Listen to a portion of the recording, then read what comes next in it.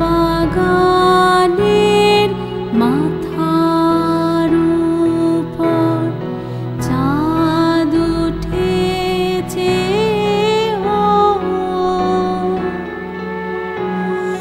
মাগো আমার শোলক বালা কাজলা দিদি কই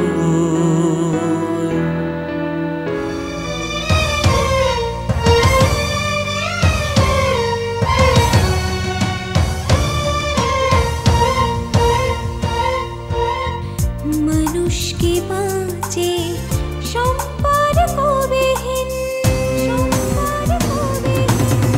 তবু কেন ভেঙে চড়ে যায় প্রতিদিন সম্পর্ক হায় সম্পর্ক সম্পর্ক হায় সম্পর্ক প্রাণের দাবি হৃদয়ের সুসম্পর্ক কত সহজেই লুটে নেয় স্বার্থের কলঙ্ক কোনটা আসল কোনটা মুখোশ মেলে না অঙ্ক সম্পর্ক সম্পর্ক সম্পর্ক সম্পর্ক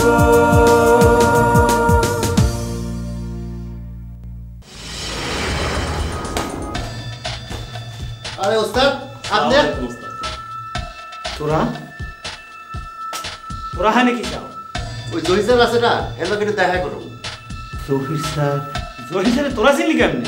আরে ওস্তাদ আমরা চিনি নাই হেই আমাকে খুঁজা বের করছে। হার দ্বারে কি লেগে আইছস? হেইটা জানি না ওস্তাদ আমাকে খবর পাঠাইছে মনে হয় কোনো কাম আছে সেই জন্য আইছে। মুরগি জবাই ছাড়া জীবনে তো কিছু করস নাই। জহির সাহেবের কাম দিলে পাবি। ওস্তাদ আপনি ভরসা দিলে ব্যবাককে আমি করতে পারবো। মোর পারমিশন ছাড়া জহির সাহেবের লাগে দেখা করতে পারবি না।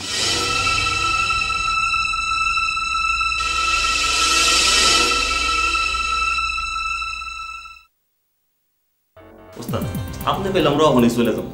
যাওয়ান লাগবো না, তাই অর্ডার পাইলে কিন্তু আপনার অর্ধেক দিমু। কথাটা মনে থাকে যেন। আরে ওস্তাদ আপনারা ভুলে যাবো এটা আপনি ভাবলেন কি কইরা? ওস্তাদ জয় সাহেব একটু ডাকবেন। তোরা বল, আমি জহির সাহেব এখনই বলাই আনি। ঠিক আছে ওস্তাদ ঠিক আপনি যান গা।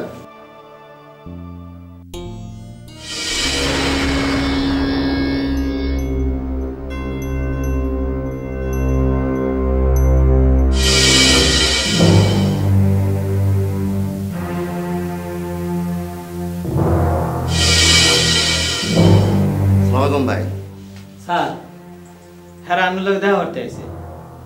ও তোমরা না? জি ভাই আপনি ডাকছেন আর আমরা আমু না। ভাইজান আপনার কথা মতো আমরা কাম শুরু করছি।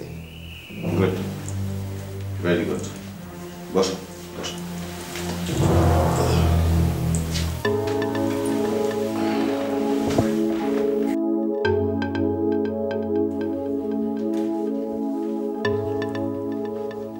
তোমাদের দুজনকে একটা কাজ করতে হবে। কি কাম স্যার?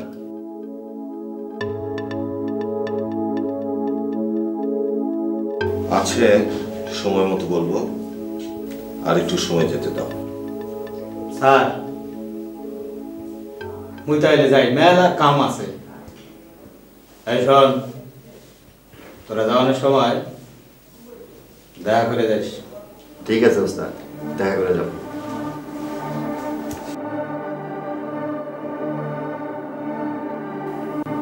এই মতি হিকদার কি তোমাদের আগে থেকেই পরিচিত? ভাড়ায় ঘাটে ছোটখাটো কাম হইলে পারে, যত ডানা তার চেয়ে বাপ বেশি। শোনো,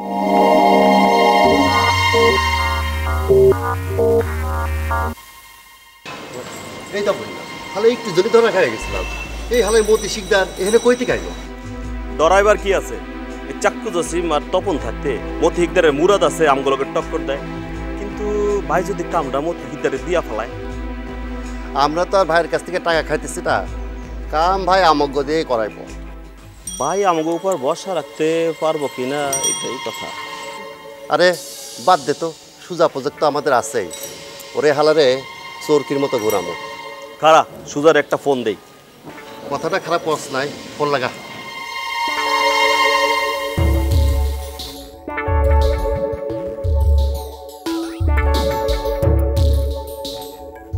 রিং হইতেছে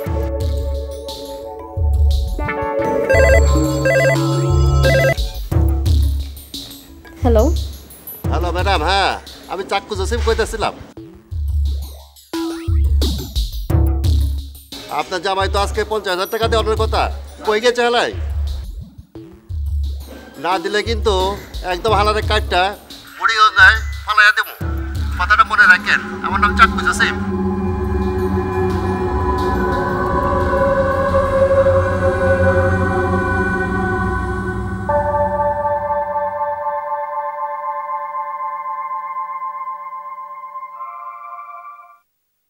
তোমার স্যার তো আজব মানুষ।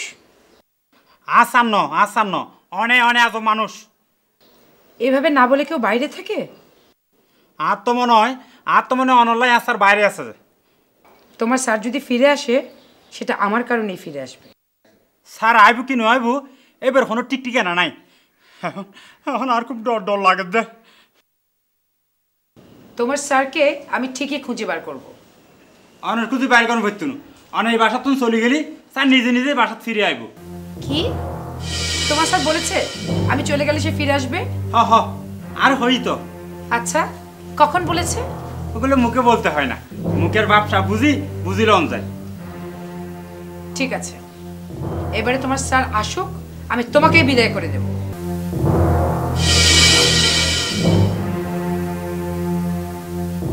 কি অনারে বিদায় করে দেবার হন? আমি কে সেটা কদিন পরেই বুঝবে। অনরে আত্মের ফতমতন বানানো লাগে বুঝুন না। বানর ফানির মতো কচুরি ফানা এর বাসি এসুন জঞ্জাল ফোন হার কান কান। নান্না তুমি কিন্তু বেশি কথা বলো। অনেক বেশি কথা হন দেয়। হ্যাঁ সারো চিন্তা আর মাথা গালা যাওয়া লাগে অনেক চুপ করুন। শোনো আমি কিন্তু পুলিশকে বলবো জহির কোথায় আছে সেটা তুমি জানো। অনে বললে হইব তো, আমিও পুলিশকে সব বলে দেব। অনে সব জানন অনাইনের ফরতুন একখানের পর একখান ঘটনা ঘটি তার কই। শোনো এখনো অনেক ঘটনা ঘটার বাকি আছে, বুঝতে পেরেছ? চলো যেতে দাও, বেয়াদবের মতো বসে আছে।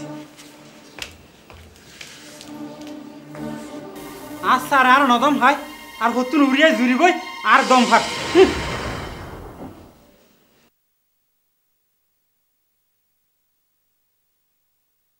বাবা কি বলবো বলো? বলবো আর কি, বিষয়টা একটাই, তোর বিয়ে। বিয়ে আমি এখন করবো না। কেন করবি না? এমনিতেই। তোর না পছন্দের একটা মেয়ে ছিল? না নেই। নেই কেন? ওই যে ডাক্তার মেয়েটা।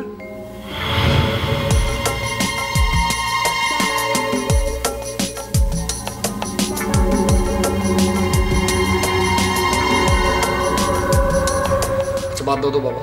এই বাধ্য করে কিন্তু অনেক দিন তুই পার করেছিস, এবার তোকে বিয়ে করতেই হবে।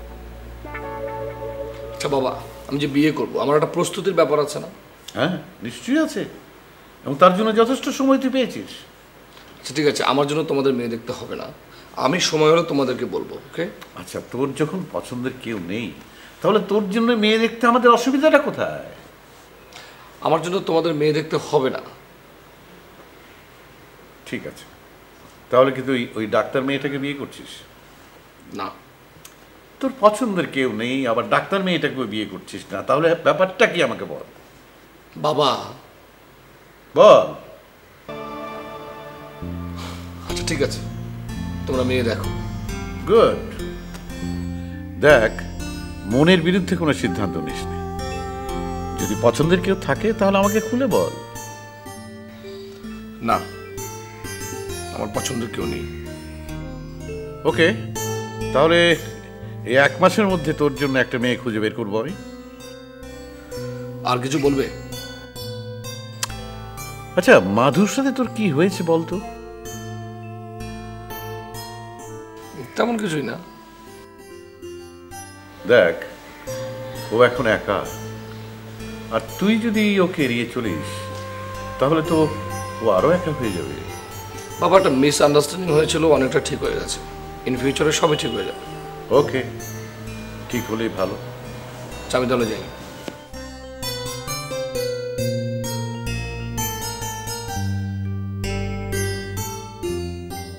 তোমার জহির স্যার ফিরেছেন?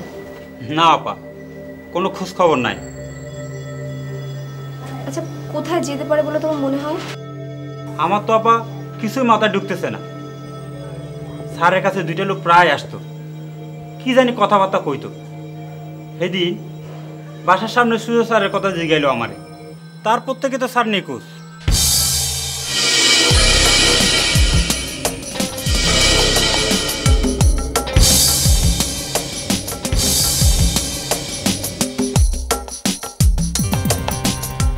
সুজার কথা কি বললো?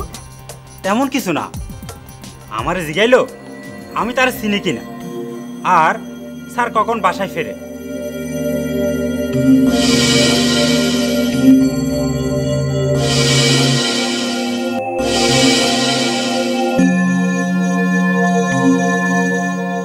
কি বলো তুমি?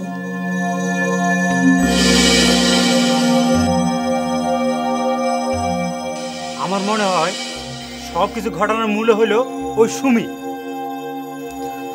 সুমি এখন কোথায়? সারা বাসা ঘুরে বেড়াইতেছে। ভাবকানা দেখে মনে হয় বাসা কানা তার নিজের। সুমিকে এখনো তোমার স্যার বাসায় রেখেছে কেন? স্যার তো খুব ভালো মানুষ, শক্ত করে কথাও কইতে পারে না। আর হে তো একটা বেহায়া মায়া, লজ্জা শরমের কিছুই নাই, একেবারে লেডি সন্ত্রাসীর মতো ভাবসাব। সারাদিন কি করে বাসায়? কি আর করবো, স্যারের পিছে লাগা রইছে। আচ্ছা, তুমি একটা কাজ করতে পারবে? কি কাম কোন? যেভাবেই হোক সুমিকে বাসা থেকে বের করে দেবার ব্যবস্থা করতে হবে। কইতে পারি না, তবে চেষ্টা করে দেখতে পারি। যেভাবে বাসার মধ্যে ঢুকছে, স্যারের হিমশিম খাইয়ে যাইতেছে। কত বড় সাহসাপা দেখেন, ওই বেহেমাইটা কয় আমারে বাসা থেকে বাইর করে দিব। কিভাবে ওকে বের করতে হবে সেটা আমি তোমাকে বলে দেব, আর আমি তোমাকে অনেক টাকা দেব। শুধু বিষয়টা তুমি আর আমি জানি, ঠিক আছে? ঠিক আছে আপা, আমি তাহলে এখন আসি। চল।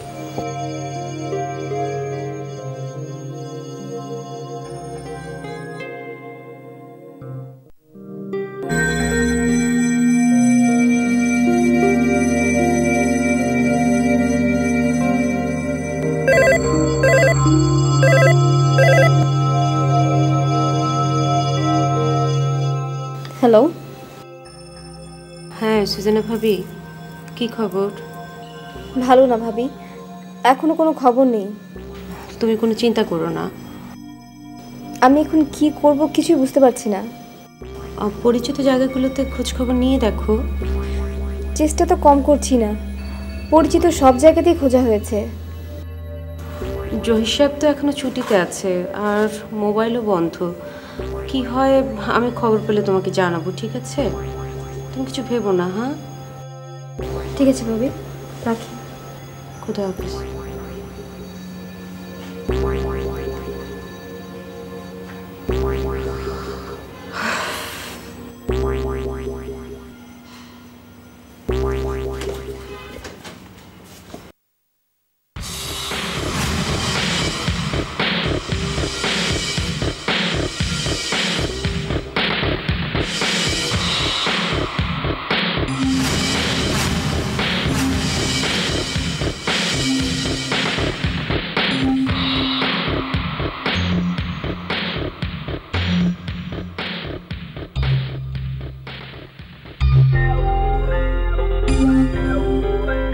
এই